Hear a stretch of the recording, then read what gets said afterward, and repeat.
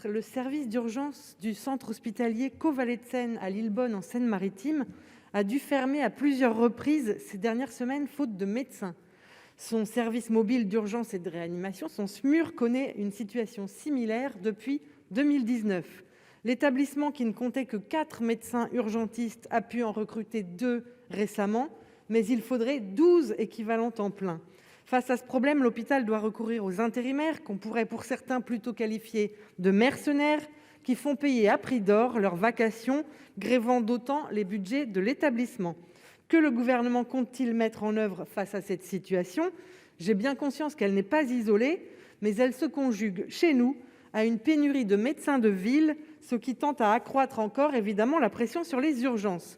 Pourquoi refuser d'encadrer le marché de l'intérim libéral ? Un encadrement qui ne peut pas d'ailleurs se limiter au seul secteur public, car cela renforcerait la concurrence avec le privé, aggravant d'autant la situation actuelle. Les 90 000 habitants du bassin de vie du centre hospitalier Caux Vallée de Seine et leurs élus craignent légitimement une perte de chance pour les patients. Je rappelle par ailleurs la présence de nombreux sites Seveso sur notre territoire. De même, cette pénurie impacte d'autres acteurs du secours. Je pense par exemple aux sapeurs-pompiers, qui sont de plus en plus appelés sur des interventions qui ne relèvent pas de leurs compétences premières et risquent d'être eux-mêmes en difficulté pour leurs autres interventions prioritaires. C'est pourquoi, avec les élus locaux du secteur, nous demandons une affectation prioritaire de médecins au centre hospitalier intercommunal Caux Vallée de Seine, afin qu'il retrouve toute sa capacité d'accueil et de service. Je vous remercie. Merci. La parole est à Madame Annick Girardin, ministre de la Mer. Mesdames et messieurs les sénateurs, madame la sénatrice Céline Brulin, vous attirez l'attention de mon collègue Olivier Véran sur les difficultés démographiques médicales au centre hospitalier intercommunal Caux Vallée de Seine, et en son absence, il m'a demandé de vous lire sa réponse. Le CHI Caux Vallée de Seine tient une place essentielle sur son territoire, au regard bien entendu de la crise sanitaire. La Normandie, comme l'ensemble du territoire national, rencontre des difficultés sur le fonctionnement de certains services d'urgence, vous l'avez dit. Afin de pallier ces difficultés, l'ARS, en lien avec l'ensemble des établissements publics et privés disposant d'un service d'urgence et le SAMU, anticipe les tensions pour limiter les suspensions au maximum et y faire face de manière solidaire lorsqu'il s'avère, dans de très rares cas, inévitable.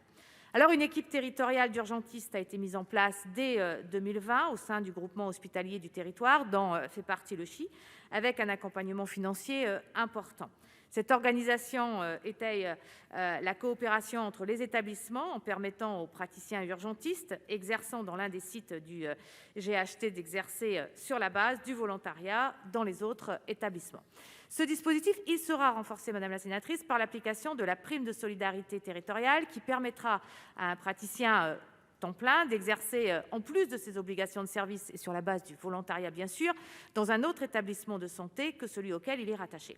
Enfin, l'article 33 de la loi dite RIST, visant à améliorer le système de santé, prévoit, comme vous le savez, un contrôle renforcé de l'intérim médical. Après échange avec les acteurs du système de santé concernés, les représentants professionnels et les syndicats, le ministre de la Santé a décidé que la mise en œuvre de la réforme se ferait en 2 temps. Si la cartographie précise de la situation actuelle de l'intérim médical sur le territoire a été réalisée, l'application stricte de la réforme se fera plus tard dans l'année. Par ailleurs, la réforme de l'accès aux études médicales, avec la suppression du numerus clausus, permet d'augmenter le nombre de professionnels en formation. Ainsi, à Caen et à Rouen, il y a environ 20% d'étudiants dans les études médicales de plus qu'en septembre 2021, qu'en septembre 2020. Merci. Madame Brulin, vous avez 9 secondes. Merci madame la présidente. Les places que vous évoquez, madame la ministre, ce sont les étudiants en médecine qui se sont battus et qui ont saisi le Conseil d'État pour qu'elles soient ouvertes parce que votre collègue, madame Vidal, s'y refusait. Je crois qu'il est en effet urgent de former des médecins parce qu'en Normandie, parmi les spécialités qui manquent énormément, il y a précisément les urgentistes. Merci. Et je crois qu'il faut développer un grand effort de formation dans notre région en particulier. Merci.